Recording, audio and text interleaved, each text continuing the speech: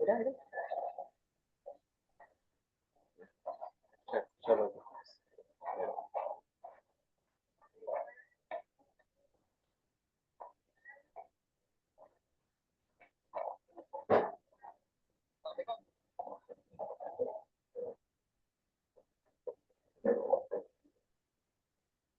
Baik, terima kasih dari saya. Bismillahirrahmanirrahim. Assalamualaikum warahmatullahi wabarakatuh. Waalaikumsalam warahmatullahi wabarakatuh. Alhamdulillah rabbil alamin wassalatu wassalamu ala asyrofil ajmain asyhadu an la ilaha illallah asyhadu anna Muhammad abduhu rasuluh. Allahumma shalli ala sayyidina Muhammad ala sayyidina Muhammad. Alhamdulillah segala puji serta kita panjangkan kehadirat Allah Subhanahu wa taala yang mana telah memberikan kita beribu-ribu kenikmatan yakni iman, Islam dan kesehatan sehingga kita bisa kuliah di pagi hari ini. Selamat pagi semuanya teman-teman. Selamat pagi, Pak. Pagi, Pak. Sehat semua? Alhamdulillah sehat Baik, jasmani. Alhamdulillah sehat, tetap semangat. semangat. Betul. Oke, langsung saja, Pak. Ya, di sini saya mata kuliah Bank dan Lembaga Keuangan Syariah di sini. Tapi ada pepatah, tak kenal maka tak sayang, tak sayang makanya tak cinta, dan tak cinta bukan artinya untuk memiliki. Ini perkenalan saya, nama saya Henry, status sudah menikah, dan lahir saya di Sukabanjar, atau 90, dosen tetap tinggal di Kota Bengkulu. Saya namanya itu di Sukabanjar ini di Kabupaten Kaur. Baik, karena di sini lembaga keuangan syariah, kita hari ini pertama kali adalah mata kuliah pertama yang jelasnya kita mampu menjelaskan bank dan lembaga keuangan syariah. Nah, perlu kita tahu apa itu bank dan apa itu lembaga syariah. Sebelum dimasuk situ, ini kita perlu berpikir dulu bahwa uang kita ini tidak mau taruh di mana ketika ada uang. Setelah kita punya uang, kita harus berpikir dulu, ini kita taruh bank kemana ini? Apa ini ada artinya nih adalah dengan akad dengan syariah. Nah, terus itu baru kita masukkan ke bank. Ini labelnya ada bank syariah. Terus di sini ada pengertian. Bank syariah secara bahasa diambil bahasa Italia yakni banco yang mempunyai arti meja. Ini dari istilahnya. Penggunaan istilah disebabkan realita kesaring bahwa setiap proses dan transaksi sejak dahulu dan mungkin masa yang datang dilaksanakan di atas meja. Nah, kalau dalam istilah bahasa Arab, bahwa disebut dengan masrob, yang artinya tempat berlangsung saling menukar harta, baik dengan cara mengambil ataupun menyimpan atau selain untuk melakukan muamalah. Ini adalah dari pengertian bank. Dan seterusnya, ini ada menurut dari Undang-Undang Republik Indonesia Nomor 21 Tahun 2008 Perbankan Syariah, berarti yang sudah dikelirkan atau dapat izin atau dapat resmi bank syariah atau pertama kali di Indonesia ini ada Bank Malat di tahun 2008. Pengertian bank syariah adalah segala sesuatu yang menyangkut tentang bank syariah dan unit usaha syariah, mencakup kelembagaan, kegiatan usaha, serta cakup proses melaksanakan kegiatan usahanya. Nah, kenapa di syariah? Karena sekarang ini hampir seluruh kegiatan bukan hanya sekedar bank atau lembaga keuangan itu berbalik dengan syariah semua. Baik juga orang non begitu balik juga dengan syariah rata-rata. Karena kenapa? Karena ini adalah untuk membangun peradaban, terutama peradaban Islam menonjolkan dengan kesyariahnya. Hampir seluruh negara untuk melaksanakan syariah. Nah, yang paling syariah atau yang syariah ini bukan di Indonesia, juga bukan dari Timur, bukan juga dari Asia. Yang menarik dari syariah ini, teman-teman atau adik-adik sekalian, yakni dari orang Eropa.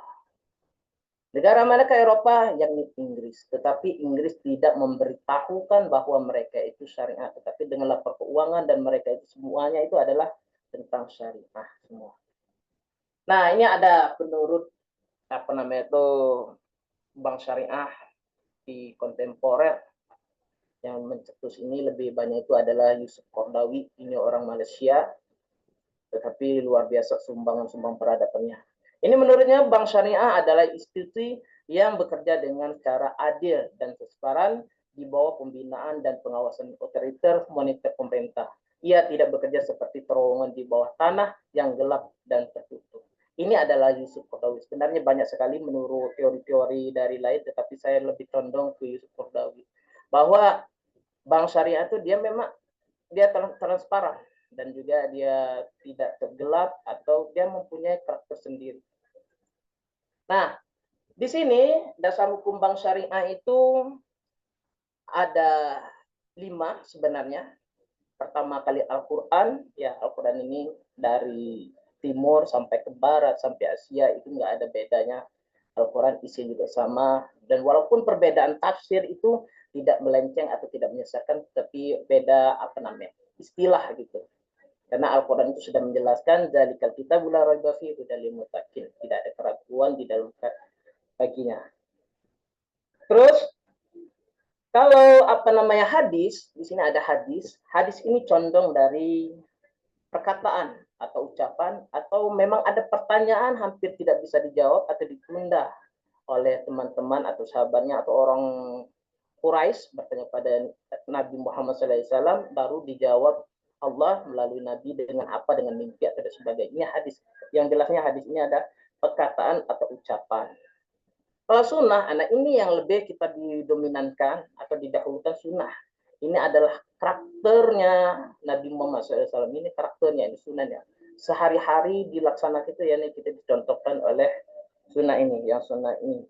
Karena kebiasaannya sehari-hari. Makanya kalau kita mengikuti sunnahnya Nabi, insya Allah kita akan selamat baik dunia dan akhirat, apapun bentuknya. Dalam sosial, ekonomi, dalam budaya, dan sebagainya. Maka kita ikutlah sunnahnya Nabi. Nah, ini ada menarik ini, ada ijma. Nah, ijma di sini bahwa pendapat yang kita diutamakan, ijma ini pendapatnya ada 4 mazhab, mazhab Syafi'i, Maliki, Hambali, dan saya lupa, Maliki, Hambali, Hanafi. Nah, itu ada 4. Yang mana kita perlu dibolehkan atau didahulukan, ini semuanya boleh. Tetapi orang Indonesia kebanyakan Imam Syafi'i dan Imam Maliki. Ini boleh semua. Ini adalah tentang dengan fikih. Tapi diringankan oleh, dicetuskan oleh Yusuf Al-Qaradawi tadi. Kias, nah ini kias ini dari zaman sekarang, Pak. Nah, yang ada di teman-teman sekalian. Kias ini adalah belum pernah terjadi dari zamannya Nabi Muhammad SAW dulu. Kalau dulu misalnya mabuk-mabukan itu dengan anggur, peras. Kalau sekarang itu banyak sekali dengan sabu-sabu. Ini kita ada pendapat ulama-ulama memang dia kita panutin dan sebagainya. Baik, teman-teman, ini dari landasan dengan ayat Al-Quran Nisa ayat 29 yang artinya saja, hai orang-orang yang beriman, janganlah kamu saling memakan harta sesama dengan jalan yang batil. Maka kita dilarang untuk memakan harta yang batil sesama kita, terutama dengan saudara kita atau dengan kerabat-kerabat kita. Nah, di surat Al-Baqarah 275 yang artinya orang-orang yang beriman yang makan atau mengambil riba tidak dapat berdiri melainkan seperti berdirinya orang yang memasuki setan lantaran tekanan penyakit gila. Memang semakin dia makan, semakin dia itu gila. Maksudnya dia berarti apa? Dia tuh haus, tetapi minum air laut makin banyak, makin haus. Seperti itulah. Nah, di surah Ali Imran, hai orang beriman, janganlah kamu memakan riba dengan berlipat ganda dan bertakwalah kamu kepada Allah supaya kamu mendapat keberuntungan. Maka kita itu akan beruntungan di surat Al-Baqarah adalah jual beli. Terus di sini ada hadis yang menjadi dasar operasional bank syariah yang ditawarkan oleh Muslim dari Jabir bin Abdullah, bahwa yang menceritakan Rasulullah SAW melaknat pemakan riba. Artinya hampir seluruh agama itu melaknat dengan riba ini. Maka itu kita walaupun di saat ini lingkup semua riba, tetapi bagaimana kita beristighfar agar kita menjauhi dengan riba. Karena setiap lini sekarang itu hampir riba, tetapi bagaimana kita mencari kehati-hatian apa sekarang ini dengan pinjaman online itu mudah sekali. Kalau bank saat ini kan harus ada syaratnya, ada sebagai kau pinjol dikasih uang langsung. Terus prinsip-prinsip syariah Operasional pada bank syariah terdapat 5 antara lain prinsip titipan atau simpan pinjam. Ini syariah ini maaf saya sebut namanya banknya pernah kami sorte. Ini bank muamalat. Dia menanyakan ketika kita mau menabung itu mau wadiah atau titipan atau bagi hasil. Jelasnya kalau wadiah titipan ini tidak ada beban operasionalnya. Dia menabung tetap, kita tabung 5 juta, dia kembalinya 5 juta juga ketika kita mengambil, tetapi tidak menambah. Nah, kalau bagi hasil, ini dia profitnya.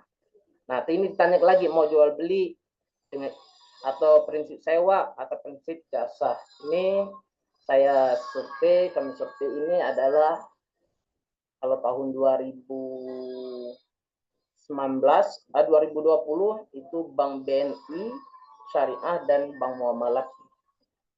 Nah, terusnya penghimpunan dana itu produk-produk bank syariah. Yang pertama ada penghimpunan dana. Dia menghimpun di mana? Penghimpunan dari pihak masyarakat, dihimpunnya itu. Terus itu penyalurannya di masyarakat. Yang penyalurannya? Apa yang dipinta sekarang ini? Maaf, keren dengan KUR. Nah, KUR ini ada berpendapat, ada mengatakan syariah karena itu sudah diizinkan oleh pemerintahan, jelas baliknya tidak ada tundanya, ada mengatakan tidak, tapi saya condongnya ya diperbolehkan lah, karena ada banyak ustadz mengatakan ini ada siklusnya. Terus pengertian pembiayaan dasar lahir dari pengertian beli trust, yaitu saya percaya atau saya menaruhkan kepercayaan. Memang kita harus percaya kepada pihak bank, oleh disebut oleh Profesor Sudirwan tadi, bahwa bank itu bagaimana dia menjaga konsumennya. Dan bentuknya dia harus menutupi. Pasti akan dikembalikan ketika kita ada mempunyai masalah. Nah, di sini adalah pembiayaan secara luas, berarti financing dan pembelanjaannya itu perdanaan yang dikeluarkan untuk mendukung investasi yang telah direncanakan dilakukan sendiri ataupun dijalankan oleh orang lain. Nah, ini adalah tujuan pembiayaan.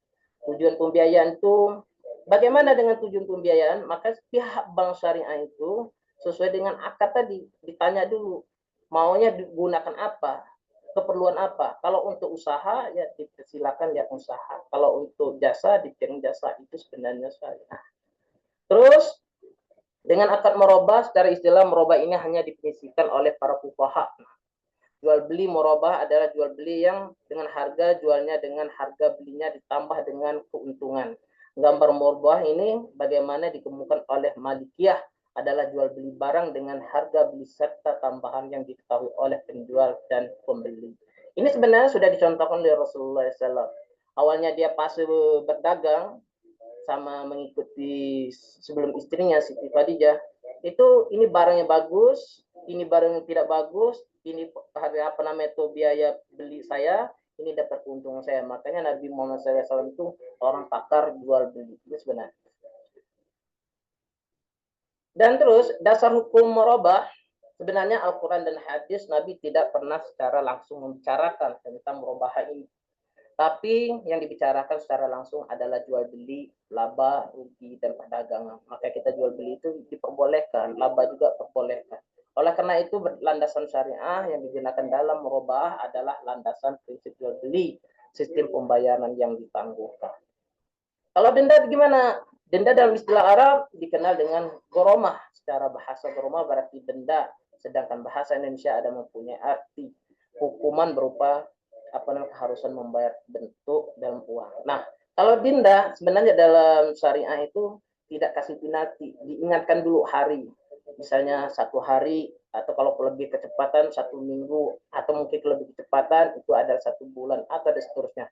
Bahkan itu diringankan, nah juga diterapkan oleh bank juga berapa sanggup membayar cicilannya atau dendanya dan sebagainya. Terus di sini yang hukum-hukum denda tazir sebenarnya sudah dijelaskan tadi. Menunda bayar kan dilakukan oleh orang mampu adalah suatu kezaliman. Makanya teman-teman, adik-adik sekalian, kalau kita mampu itu jangan ditunda. Memang kita harus mendahulukan sebuah kewajiban kita. Karena apa? Di sini kaitannya dengan lembaga keuangan syariah. adalah sanksi yang dikenakan dalam lembaga keuangan syariah termasuk perbank syariah dalam kepada nasab mampu membayar tetapi menunda bayaran dengan sengaja. Ini memang sebuah kezaliman. Nah, riba dalam sistem ekonomi Islam ya memang sudah berapa kali dijelaskan atau bahwanya kita itu ayo kita menghindari riba atau dan sebagainya. Tetapi yang jelasnya kita itu kita atau niat kita ini. Riba berasal dari bahasa Arab, berartinya adalah aziyadah, berkembang atau meningkat dan membesar. Nah, istilah telah ini digunakan oleh masyarakat Arab sebelum datangnya Islam. Riba berlaku pada masyarakat waktu itu berarti tambahan dalam bentuk akibat penundaan pelunasan hutang hingga Nabi Muhammad SAW salah satu hadisnya menegaskan bahwa tambahan diibaratkan jual beli secara batil juga termasuk riba. Nah, ini adalah bahwa riba itu kita pinjam uang. Nah, sebenarnya ini pinjam harus balik. Misalnya kita pinjam uang 50.000 itu kembalinya 100.000 itu termasuk riba. Kenapa? Karena dia kembalikan dengan uang. Tetapi kalau kita si Fulan meminjam kita uang 50.000 atau ke bank, kita pertanyakan kegunaan apa 50.000 ini? Oh, saya mau beli laptop. Berarti kalau beli laptop itu bisa kita naikkan dengan harga berapa? Bisa akarnya jual beli dengan naikkan bisa jadi harganya 70.000 atau dengan 100.000. Dalam eksplodia Indonesia disebut dengan bahwa riba menurut syariah adalah setiap meminjam yang menghasilkan bunga berlipat ganda, maka riba artinya memungut bunga uang yang berlebihan. Terus di sana hukum ribanya banyak sekali penjelasan dengan riba. Al-Quran juga dasar hukumnya yang diharamkan riba terdapat dalam Al-Qurannya di surat Rum ayat ke-39 dan sesungguhnya riba tambahan yang kamu berikan agar biar dia bertambah pada harta manusia maka riba itu tidak menambah pada sisi Allah dan apa yang kamu berikan berupa zakat. Nah, maka itu Bu ya teman-teman jika kalian menjadi orang yang kaya itu jangan kita lupa dengan zakat. Untuk apa kita zakat itu? Agar karena ada uang atau haknya orang itu mempunyai hak kasih pada orang lain di surat At-Taubah di ayat 103 Khus min amwalihim wasutuzakab mutadzakihim. Ambillah atau jemputlah zakat itu dan doakanlah agar hatinya tentram. Ini sudah jelas. Terus al-hadis juga sudah dijelaskan. Di sini sudah dijelaskan.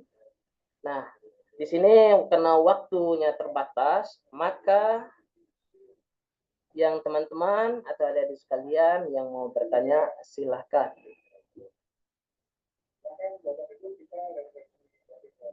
Ada yang mau ditanya?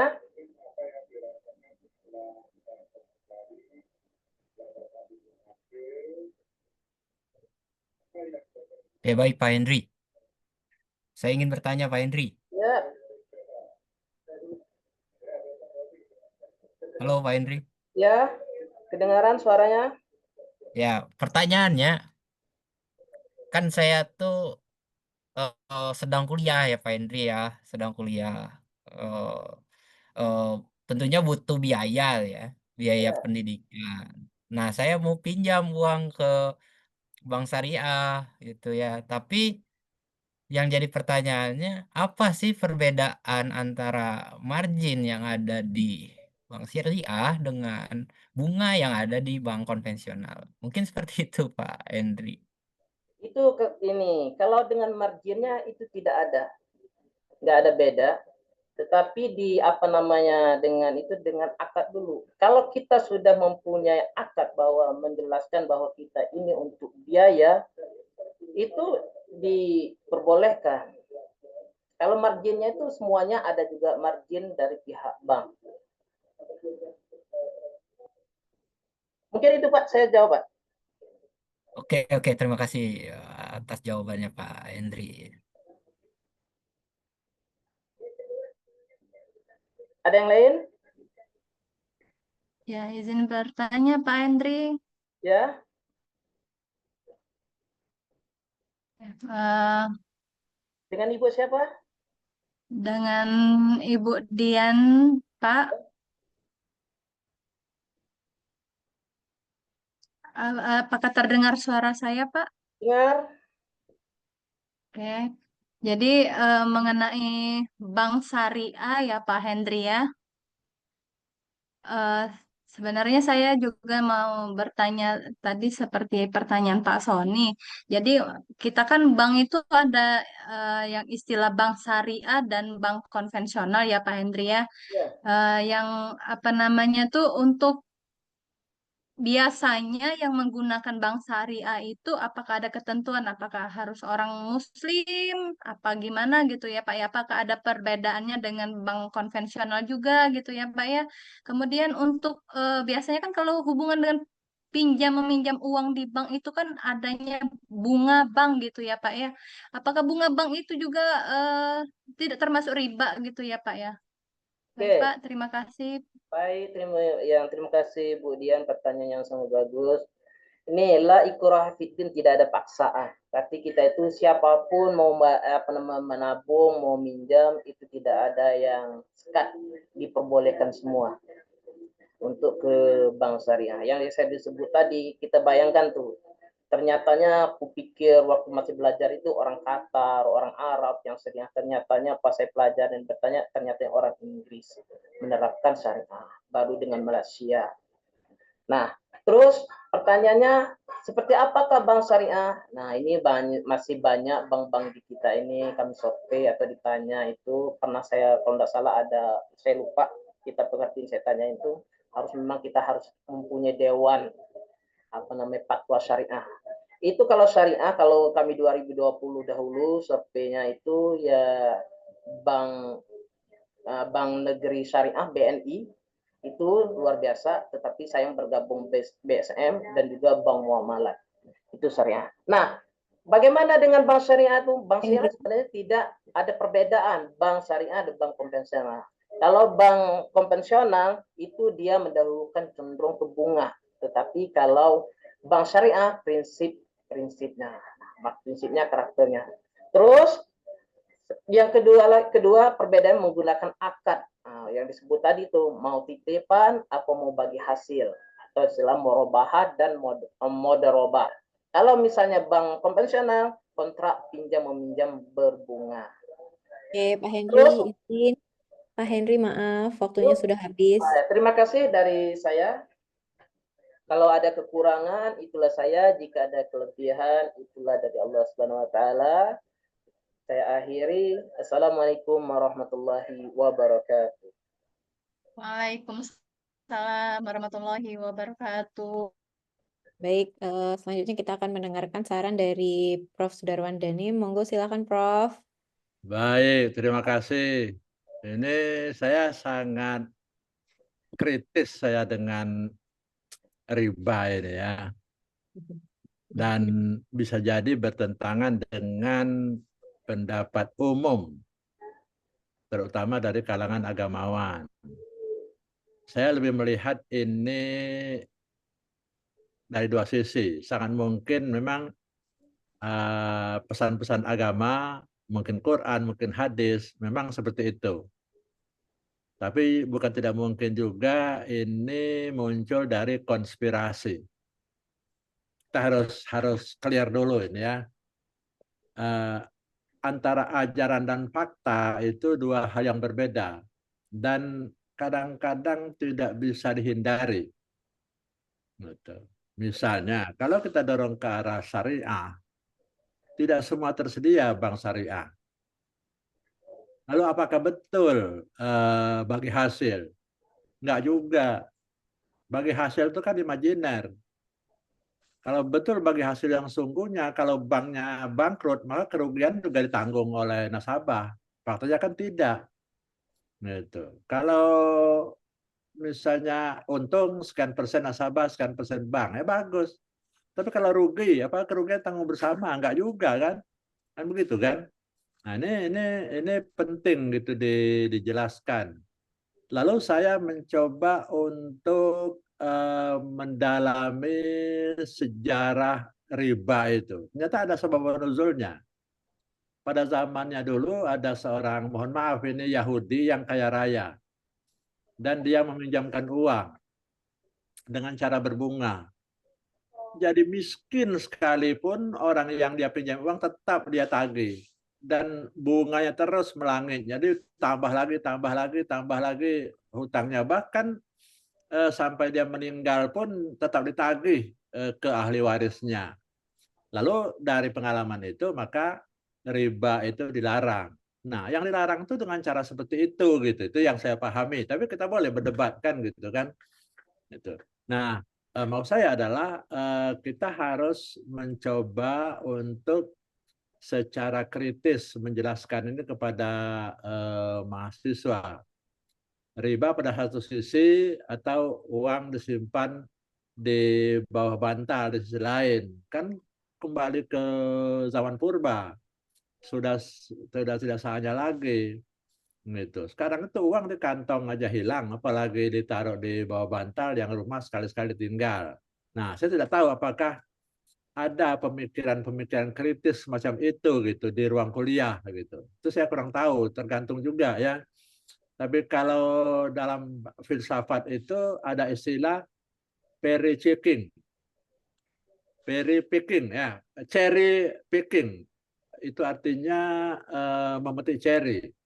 Memetik cherry itu sebetulnya seseorang ingin menjelaskan sesuatu dengan menonjolkan hal-hal yang dia inginkan atau yang dia sukai dan menihilkan hal-hal yang tidak dia sukai. Nah, ini mungkin menurut saya itu perlu juga penjelasan di kalangan mahasiswa. Kalau ke masyarakat umum ya terserahlah gitu ya. Atau pada akhirnya karena ini realitas yang tidak bisa dihindari, ya terjadi seperti itu. Yang mirip-mirip bank misalnya pinjaman luar negeri. Kalau uang itu kan udah riba semua. Gitu. Lalu apakah orang didera haram semua? Nah, ini khusus untuk mahasiswa ya. Kalau untuk nasabah silakan aja dirayu sedemikian rupa. Tapi kalau mahasiswa mestinya didorong ke arah pemikiran yang lebih kritis gitu. Sekali lagi kita boleh berdebat, kita boleh beda pendapat karena memang gejala pendidikan abad 21 itu critical thinking kan. Lalu juga ada problem solving. Artinya orang akan memutuskan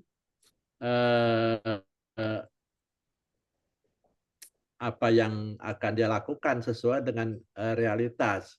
Nah, kalau menurut saya, kalau realitas itu memungkinkan, saya pikir mestinya ada pemaafan di situ karena orang tidak mungkin melakukan sesuatu yang tidak mungkin dia lakukan. Lalu yang berikutnya sekali lagi kalau kita punya tayangan itu mestinya saya lagi-lagi saya ngeritik huruf itu kecil-kecil gitu itu sulit dipahami. Kita menyajikan sesuatu yang lebih atraktif saja belum tentu bisa diserap oleh mahasiswa, apalagi dia untuk membaca teksnya saja tidak cukup sederhana. Di balik semua itu, saya pikir karena ini memang sudah pakemnya penjelasan seperti itu, terutama di kalangan praktisi atau juga mungkin ilmuwan yang anti riba, ya penjelasan Pak Henry saya terima dengan bagus, tapi izinkan juga saya atau masyarakat umum mengeluarkan jurus-jurus kritis karena ajaran pada satu sisi dan fakta pada sisi lain. Dan untuk hal-hal tertentu ajaran itu tidak mungkin mengubah fakta karena fakta adalah realitas yang diterima oleh masyarakat umum. Saja barangkali selamat Pak Henry ya dan terima kasih kawan-kawan semua. Nah, itu luar biasa ini. Kalau bisa di close recordingnya karena saya mau ada yang ingin saya sampaikan. Ya, baik Bapak Ibu silahkan semuanya stop recording Ya, untuk jadi saya Pak Dika, yang mana nyetopnya Pak Dika? di kali ini menghadapi fenomena unik karena saya kebetulan mengganti Prof. Alexson ya. Ternyata sebagian tugas itu digandakan aja. Tugas sesi saya yang pertama itu di copy gitu, dimasukkan ke tugas pelajaran di pendidikan tinggi. Lalu tugas yang kedua dari belajar mengajar dimasukkan juga. Gitu. Ada juga yang makhluk aneh sekali gitu. Tapi saya jelaskan di situ ini tugas tidak relevan. Tapi saya maafkan gitu. Itu aja, begitu aja. Jadi artinya saya membuka kemungkinan Bapak dan Ibu meskipun tidak ada di ruangan ini ya, tidak ada di grup ini gitu, untuk berbuat salah. Saya katakan kali ini saya maafkan. Tapi maksud saya adalah jangan selalu minta dimaafkan gitu. Dan saya berharap dengan saya kasih komen itu karena kita lewat LMS, kalau memang ada di antara grup ini gitu, nanti coba diganti tugasnya itu. Termasuk juga mudah-mudahan ini bisa disampaikan ke kawan-kawan yang lain. Tapi tidak diganti pun sebenarnya saya sudah maafkan karena ya yang namanya manusia itu pasti ada kesalahannya. Yang jangan itu memang menyengaja berbuat salah. Dalam filosofi kepemimpinan gitu, seorang bawahan yang salah tidak boleh dihukum. Gitu. Karena kesalahan itu wahana bagi pemimpin untuk membenahi dia. Seseorang boleh dihukum kalau dia memang diketahui menyengaja berbuat salah. Dan sudah diingatkan berulang-ulang masih salah juga. Yang itu boleh dihukum. Karena kesalahan itu adalah konsekuensi bertindak. Kecuali yang bersifat disengaja dan berulang-ulang. Dan pesan saya terakhir bagi Bapak dan Ibu yang belum doktor, sebisa mungkin